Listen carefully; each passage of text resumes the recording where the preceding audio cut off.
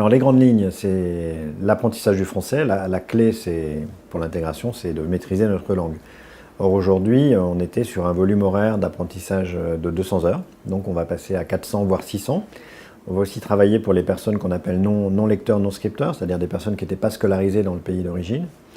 On va aussi en deuxième axe mobiliser les capacités des personnes, c'est-à-dire de ne pas être dans des offres de dispositifs, mais de réfléchir avec la personne à l'élaboration d'un projet de vie en France, dont la dimension professionnelle.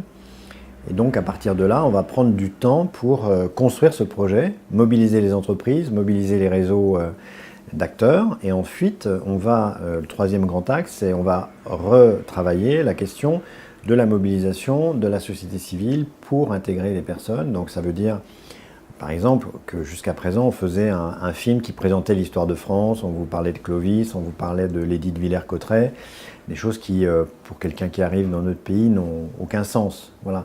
Donc plutôt, ce qu'on va faire, c'est plutôt dire, on va vous proposer d'aller à un conseil municipal, on va vous proposer de visiter la ville, de voir avec un monument, une église, un château, c'est quoi l'histoire de notre pays. Voilà, en gros, et la nouvelle méthode de travail, c'est d'avoir cette approche intégrée, c'est de sortir d'une approche classique dans l'administration. On fait les choses en tuyau d'orgue, et là, l'idée, c'est plutôt de partir de la personne, de construire ce projet d'intégration. L'intégration, c'est un parcours, c'est pas une assimilation, c'est pas perdre son identité, c'est simplement être bien dans la société française en acceptant aussi de respecter les valeurs de la société française. Je pense à la laïcité, je pense à l'égalité femmes-hommes et à toutes choses qui font que les Français qui accueillent sont en droit aussi d'avoir, je dirais, la demande pour que les réfugiés soient insérés dans la société française qui respecte nos valeurs.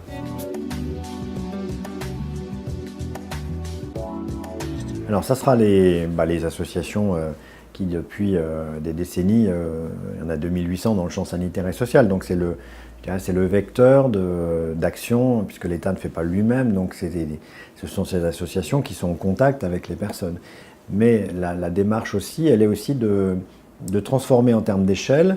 Je parle souvent on fait de la dentelle avec des personnes vulnérables comme les réfugiés, et là je parle de dentelle industrielle. Et pour faire de la dentelle industrielle dans un process plus systémique, mot qu'on utilise plus aujourd'hui, il faut aussi que les citoyens soient mobilisés. Et je vais donc monter des applications sur smartphone de proximité dans les territoires. Donc c'est pas quelque chose qui va partir de Paris, c'est de recenser, j'ai 1 heure à consacrer, une demi-journée, je suis retraité, je suis en activité, mais là je peux consacrer 1 heure. Je peux accompagner quelqu'un à une activité sportive, à une activité culturelle, je peux participer à un bain linguistique. Et donc c'est aussi de renforcer le travail des associations. Et on reviendra peut-être sur le rôle des collectivités locales. Je pense que c'est important aussi de mobiliser les citoyens eux-mêmes. C'est-à-dire qu'on est dans une période d'inquiétude de la population par rapport aux migrations. Et je pense que le meilleur moyen de démontrer, encore une fois, qu'on est plus sur une richesse que sur une peur ou des risques, c'est de mobiliser. Et je vois encore une fois qu'à chaque fois qu'on ouvre un lieu d'accueil, on a au départ des résistances, mais dès que les personnes sont là, il se crée des relations humaines. Et en Alsace, par exemple, dans un petit village alsacien, la personne qui était la plus hostile, une personne âgée, est devenue dans le village papa gâteau pour les réfugiés, parce qu'il s'occupe des enfants, il les emmène à des activités.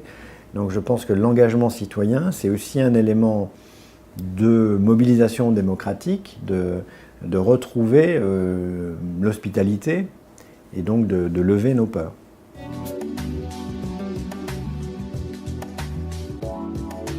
Alors la loi a été, le projet de loi, puisque ce n'est pas encore totalement adopté, et on va passer donc à la commission mixte paritaire. On a rajouté dans le titre de la loi, j'ai proposé à la rapporteure du texte d'ajouter intégration réussie, c'est-à-dire que ça s'appelle immigration maîtrisée, asile effectif, et on a rajouté intégration réussie. Donc l'objectif du gouvernement au travers de ce texte était de renforcer les mesures qui permettent le contrôle des flux et qui renforcent aussi la maîtrise de la demande d'asile en l'accélérant. Aujourd'hui, avant l'arrivée de ce gouvernement, on était sur des délais d'instruction de dossier de 21 mois, et là on est revenu à des délais de 9-10 mois. Donc la loi permet de renforcer, d'améliorer le processus de demande d'asile, et en même temps sur l'intégration, qui n'est pas quelque chose qui relève de la loi, mais plutôt du pouvoir réglementaire ou d'un plan avec des moyens budgétaires. C'est ce qui a été décidé par le gouvernement. Mais néanmoins, au-delà du titre, il y a un certain nombre d'articles du texte de loi qui précisent, encore une fois, la mobilisation des acteurs pour l'intégration réussie des personnes à qui la France accorde le statut. Donc la loi a été l'objet de nombreuses controverses, mais néanmoins, elle est sur la même ligne que ma mission, c'est-à-dire une ligne qui peut parfois être une ligne de crête, mais entre des mesures de fermeté et de régulation des flux migratoires, et en même temps des mesures d'intégration des personnes à qui la France accorde le statut et qui jusqu'à présent n'étaient pas forcément bien insérées dans la société française.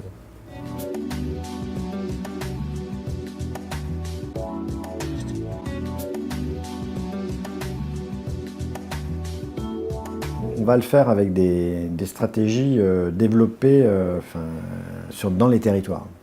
C'est-à-dire que je crois l'avoir déjà dit, ce n'est pas depuis Paris qu'on va organiser une intégration ou qu'on va organiser des parcours d'intégration. Donc j'ai commencé, je suis allé déjà à Bordeaux, à Strasbourg, je vais travailler avec l'ensemble des grandes métropoles françaises à la déclinaison territoriale de cette stratégie nationale. Pour cela, le gouvernement a mis des moyens budgétaires, donc je vais pouvoir discuter avec des collectivités, avec des moyens, que ce soit en termes d'ingénierie de projet ou en matière d'action concrète sur le français, l'accès au logement, dans une mise en perspective aussi que je n'ai pas dit en introduction, mais on est dans ce qu'on appelle le droit commun de l'action publique. C'est-à-dire qu'il n'y a pas une politique de discrimination positive, on ne fait pas plus pour les migrants qu'on fait pour les autres dans la République. Donc on est sur des publics vulnérables qui ont des caractéristiques propres compte tenu de leur parcours de migration. Ils peuvent avoir des problèmes de santé mentale. Donc on va tenir compte de ces problématiques propres à ce type de population, mais on ne va pas faire de politique coupe-fil, de politique dédiée. Donc le logement, c'est difficile pour l'ensemble des Français dans les zones dites tendues. Donc il n'y aura pas de coupe-fil, il y aura du travail avec les bailleurs sociaux, les propriétaires privés, pour insérer les réfugiés dans le logement, mais comme tous les autres publics vulnérables. C'est ça le message qui me paraît le plus important, c'est de ne pas laisser penser ce qui circule sur les réseaux sociaux, qu'on en fait plus pour certains que pour d'autres. Donc voilà, il ne faut pas opposer les publics. Et ce que je voudrais encore une fois, c'est qu'au travers des collectivités locales, on ait cette action de proximité, d'explication, et que les Français se rendent compte encore une fois qu'on est face à des personnes vulnérables, que la France accueille et qu'il faut traiter dignement dans la société française.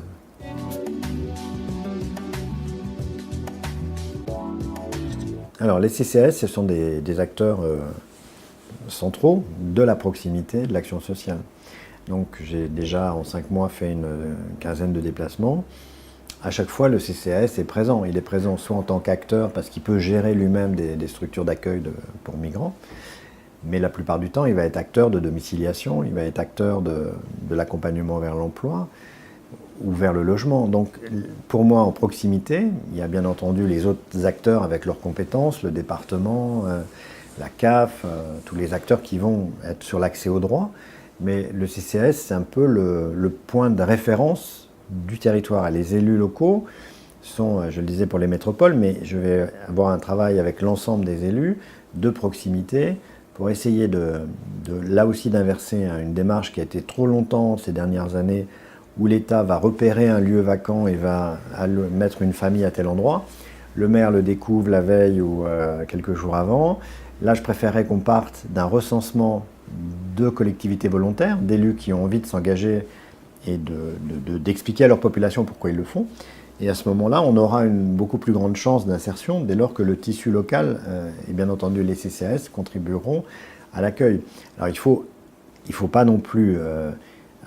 parfois on me dit mais pourquoi vous ne mettez pas les personnes, vous ne leur proposez pas d'aller en milieu rural, mais s'il n'y a aucune activité économique, s'il n'y a pas de solution d'intégration durable par l'emploi, ces personnes vont se retrouver dans des impasses. C'est ce que l'Allemagne a connu avec le grand nombre de personnes qu'elle a accueillies, qu'elle a réparties dans des territoires ruraux, et 3 ans après, si c'est trop éloigné de l'emploi, les personnes n'ont pas une intégration durable dans la société allemande. Donc voilà, je voudrais être sur ce travail de dialogue avec les collectivités locales, de co-construction. C'est un sujet difficile, mais je ne vois pas pourquoi, si on met de l'intelligence et de l'approche républicaine, on n'arriverait pas à trouver des solutions.